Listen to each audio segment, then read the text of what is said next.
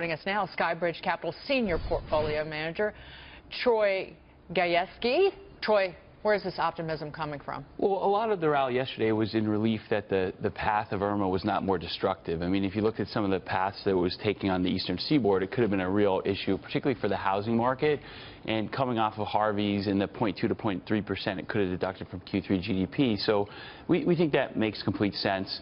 There were some estimates that if it had hit Miami directly, it would have been $100 billion in insured losses, which would have been double that of Hurricane Katrina, which is the costliest for the insurance industry. So the insurers surely got a boost. Oh, the insurers got a boost, but also the impact of the residential housing market and the overall Florida economy. You know, Florida and Texas have been rather strong for the U.S. for quite some time now. So, you know, a lot of that was relief. You know, the Treasury curve backed up.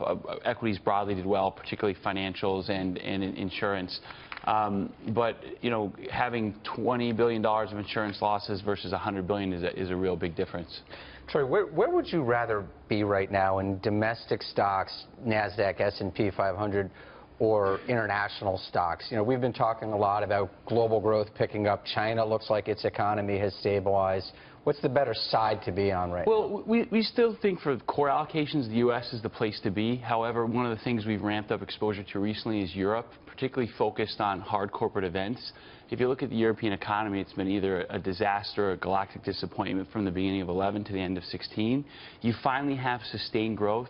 You have better earnings growth. You have more reasonable valuations. And we think, you know, 1.5 to 2% GDP is going to be here for quite some time. So that's a place we've rotated capital. We haven't chased emerging markets. That's more about a weak dollar and less bad fundamentals than great fundamentals.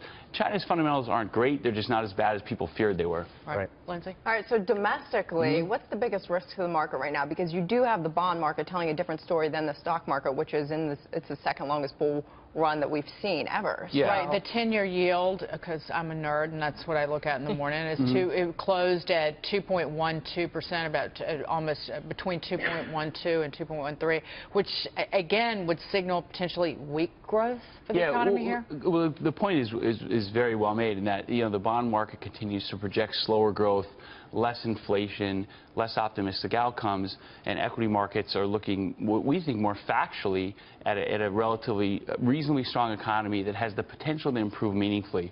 So in this case, we would think the equity markets are more accurate. The curve flattening, particularly recently, is overdone. It's driven by a lot of technical factors. Now, particularly to your question with regard to what the biggest risk is. So, you know, one of the things we always focus on is what could potentially cause the next recession. It's very hard to identify that right now.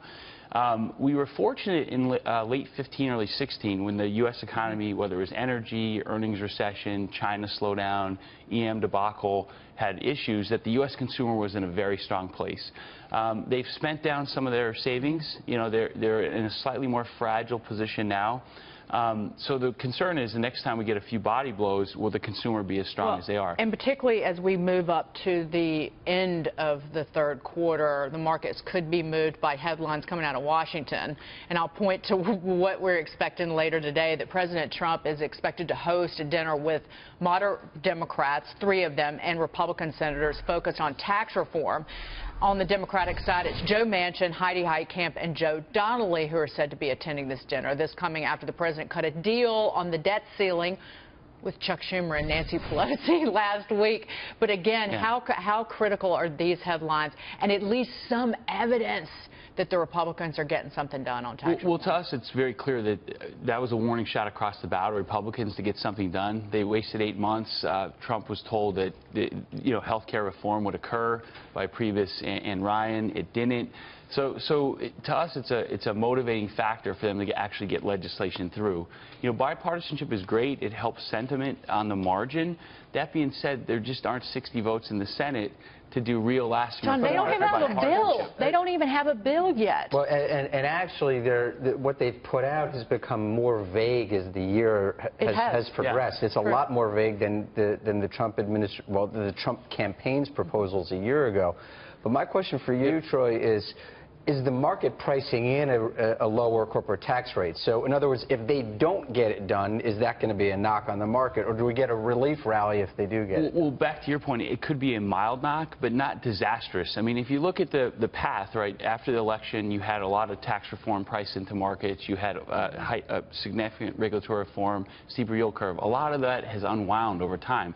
So markets are moving according to the fundamentals of the global economy, monetary policy, and have been ignoring Washington. So we see if nothing gets done, mild sell-off.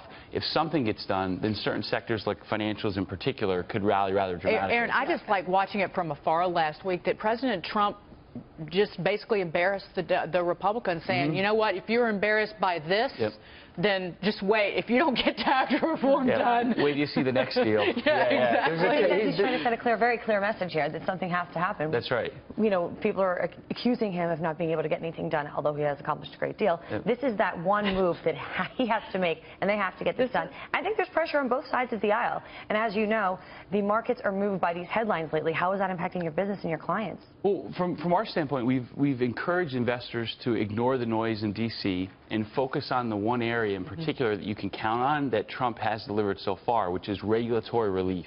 So regulatory, it's best if you can set yourself up to be in an investment with good fundamentals that can benefit from regulatory relief that you can count on, and then if you get tax reform, can do even better. So is the market also counting on low interest rates? I mean, we were talking about low inflation before. The Fed's got one more rate increase penciled in for the end of the year, but it's starting to look like they might not do it. The probability is lower now, particularly post the hurricane catastrophes. So look, lower rates have been one of the reasons the equity bull market has continued. If you do get a very sharp backup in rates in a short period of time, which we're not calling for, but just a retracement to say 2.5 or 2.6 in the 10-year, then yes, that could cause a short-term sell-off. But we don't think it'll be as bad as the taper tantrum in 2013. Troy, good to see you, Troy Gayeski. Yeah. Take care. Please come back.